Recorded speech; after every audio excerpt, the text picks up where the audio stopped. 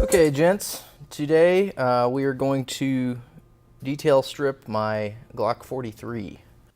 To strip, clean, and lube this weapon, we're going to use Q-tips, punches, a dental pick, toothbrush, patches, a 9mm bore snake, and I'll be lubricating today with Echo 25 ECLP. The gel ingredients in this product keep the oils and the microscopic ball bearings in place over the long term, which makes it great for your EDC gun. First thing you want to do is clear the weapon. Verify that it's clear. And we're going to put our ammo away because you don't want that on the table while you're servicing. So, first thing you do is slide back half a click, pull your takedown lever down. That's this guy right there. And that'll slide apart. Pull out your recoil spring. If you didn't see how I did that, you just grab it, slide it out. There's your barrel. And so this is your basic field strip. So the next thing we're going to do is detail strip the slide.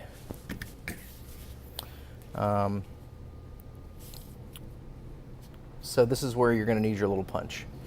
Right in there, there is a little plastic sleeve as part of the striker assembly. You can get a punch behind that. First you move your striker down. You can get a punch behind that and push it down, and that will free up this back plate to slide out. So I'm going to take this punch, stick it in there, and push down on that little black plastic sleeve. And I'm going to push that plate down. Now, sometimes springs and things will burst forth when you move that plate, so I'm going to aim it down at the table, try not to lose any parts. All right. I did not lose any parts. So out comes your striker assembly, your extractor spring and rod. Then you see this little safety plunger here. If you push that down, your extractor will pop loose. You can pull that out, and then you can dump out your safety plunger. There's a little spring on the back of there. Make sure you don't lose it. So all your detail strip parts are your plunger and spring, your extractor, your striker assembly, which I'm not breaking down today because it is notorious for losing cups, and you don't really need to. You don't need to break this down. Extractor spring and rod and little plug in there, and your back plate. So we're going to set all those parts aside right now and just focus on the slide itself. So the slide is emptied out. It's your cavity, your extractor cavity, your plunger cavity, your striker cavity, your extractor rod cavity. All those areas need to be cleaned while you got it apart. So I just use Q-tips and swab in there. If you want to put your your whole slide into a good mild solvent, I have a experimental solvent here that we're developing. It's bio-based, low VOC. Look for this maybe next year. But I've been using this to drop things like slides in, and but any mild, gentle solvent will work. You just don't want something that's going to screw up your finish. So don't use kerosene or the xylene or acetone. Those are gonna potentially discolor your finish. You don't want that, and it doesn't really. You don't need that. These guns just aren't that hard to clean.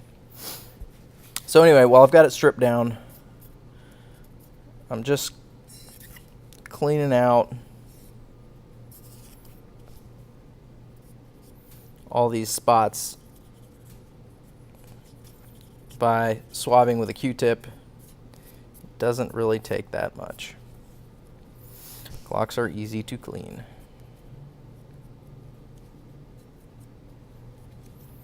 You do want to pay attention if you're using Q-tips not to leave behind fuzz. So just visually inspect when you're done, especially down in there. It can help, you know, get a little flashlight or something. Just peek in there and make sure you haven't left any fuzz behind. When I'm cleaning the little extractor spring tube, sometimes what I'll do is just pull most of the fuzz off a Q-tip, put a little oil on it, because that oil will work as a mild solvent, and then I'll just push that through there one good time, pull it back through, and that'll, if there's any brass shavings or debris or crud in there, it'll get that out. Just again, make sure you don't leave any cotton behind. And then another good thing to do while you've got it apart is you can access these little spaces right here along where the extractor is, and really get that clean. And it's kind of hard to clean those when the extractor is installed. So let's get in there with a brush and just make sure you're getting that good and clean. Follow up with a Q-tip just to catch the stuff that you've knocked loose. And the thing with these is that it doesn't have to be spotless. If you wipe it down and there's a little gray on your Q-tip, it's not a big deal. What you really don't want is hard accumulated carbon scale that can sometimes build up, especially if you're not using a good lubricant. And you don't want things like little pieces of brass and copper that have been sheared off during operation. A few of those are okay. It's made to function with those included, because that's just part of shooting. But you get enough of them in the wrong spot, and it can cause a malfunction eventually. So you just want to make sure that none of these areas are obstructed with that kind of stuff. And so when I'm detail stripping the slide, that's pretty much what I do. So now we're going to lube everything up and put it back together. So I'm just going to put a drop under the plunger. I'm going to put a drop in the extractor cavity. Just sort of let that run down in there. And I'm going to put a drop back here in the striker channel. It doesn't take a lot. Don't overdo it. I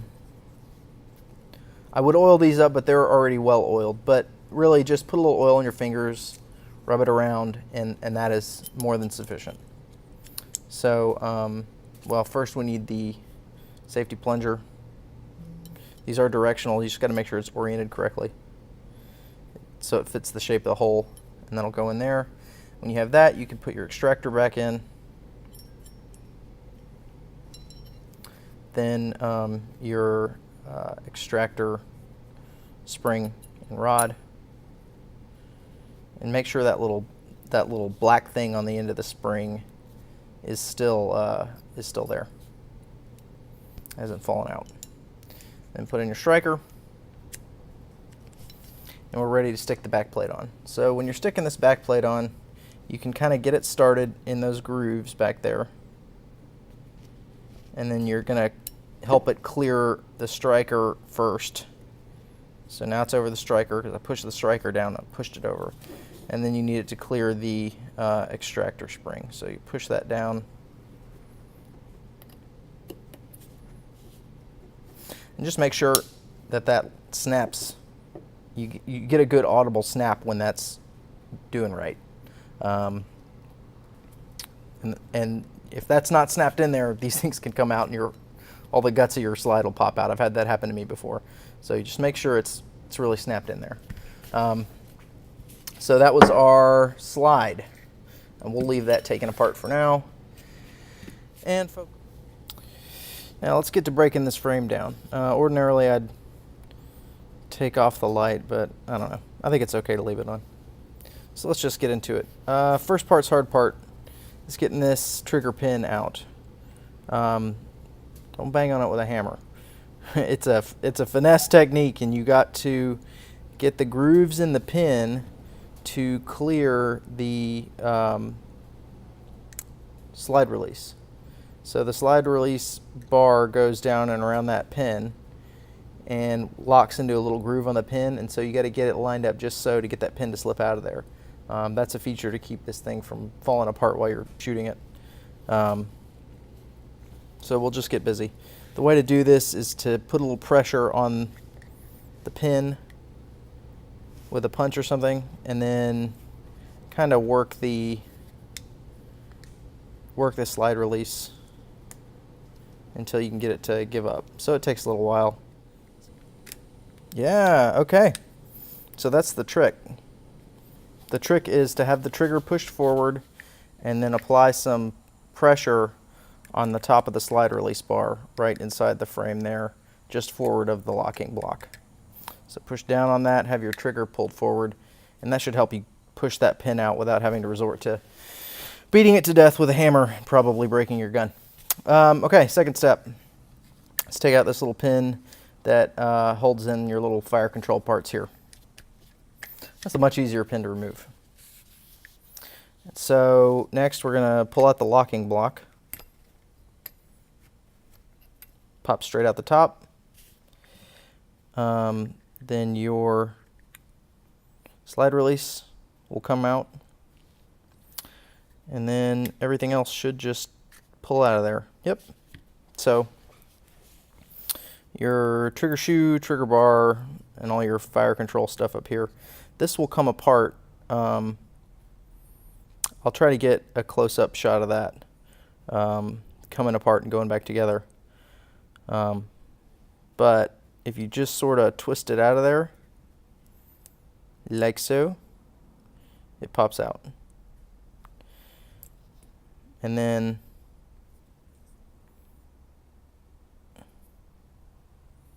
this is the little part that you can change out to adjust your trigger weight. So this one's made by Ghost Ink. So that's as detail stripped as I'm ever going to do it for maintenance. At this point you would clean everything as best you can. These things are already pretty clean and well oiled, so I'm just going to put it back together. So that goes in right there.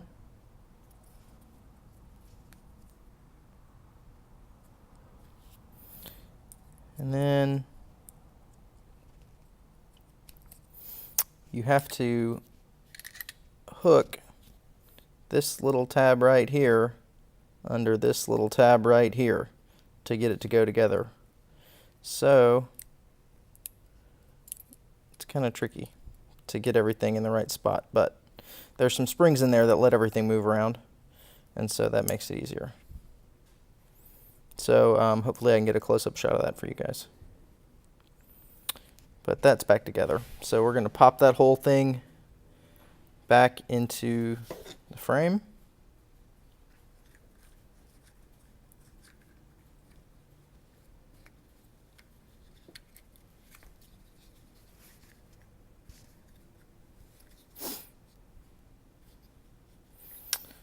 I'm going to pop this pin back into the grip, making sure it's centered.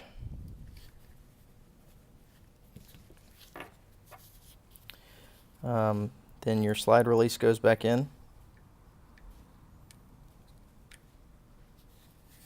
And there's a little groove in there. I'll try to get a close-up shot of that as well. But the tail end of your slide release is going to fit into a little groove. This part where the spring is. Just make sure it's seated in there properly. And if it is, all your holes will be lined up. Then you put your locking block back on top of everything, like that. And so if you look down, everything should be lined up pretty close so that you can push that pin back in. Yep, so pushing down on the slide release right there does kind of relieve a little bit of that pressure so you can get it back in there. And then you just want to make sure you get a good snap. Check both sides just to make sure it's in there correctly. So now your frame is back together, Your slide is back together. We'll just do a quick clean on this. I use a bore snake, and I keep a little oil in the tail of my bore snake just to leave a film as I'm going through. This thing was already clean, but just demoing. So some important surfaces to lube on these is top of the barrel, where it's rubbing against the inside of the slide during operation. Right here where it locks against the slide. The sides, right here where it catches the locking block. This is already lubed, but if it weren't, I would just be applying a drop of oil and rubbing it around, making sure I get a little bit in there. A little bit on the feed ramp. I'll put a little bit. I'll refresh that. Just a touch, just a little touch. Just make sure that the mouth of your chamber has a little oil in it, just to make sure you get good solid feeding and extraction. You're also going to want to put a couple drops on your slide rails, and I like to take just a nylon brush and kind of spread it around in there, and then kind of wipe off the excess. Because if you over lubricate, it's going to run, and you're going to get oil in your holster and oil in your gun safe and yada yada, oil on your pants. So I like to kind of mop up as I'm going around. And you do the other side too. This surface right here, where the barrel is going to ride and lock up. So that means that surface, and that surface needs some oil in it too. This already has Echo 2.5 on it. I'm not going to overdo it, but just wipe it in there with your finger is sufficient. And so reinstall your barrel, reinstall your recoil spring,